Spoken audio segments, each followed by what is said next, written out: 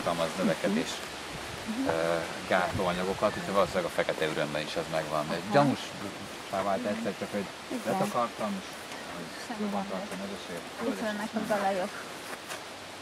Gyönyörű szép lesz, amikor ez elkezd majd virágzani. Itt is van ordáncú. Ez nagyon szép, amikor virágzik. Már itt kezd, és már majd lassan jönnek a virágai. De még nem tökéletes.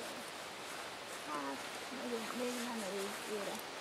Amikor már tele van hatóanyaggal, akkor ha a leveleit így a fény felé tartjuk, akkor olyan, mintha ilyen pöttyök lennének rajta, az is a neve, hogy Hypericum perforatum, tehát mintha így perforálva lennek kimutatva a levelek, és azok a kis anyagok tartalmazzák az orvánc, a Hypericum nevű hatóanyagot.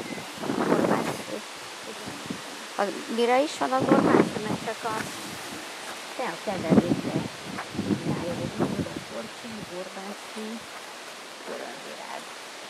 Hát adják bőr problémákra, de van a központi idegrendszeri hatása, az nyugtató. Igen, nyugtató.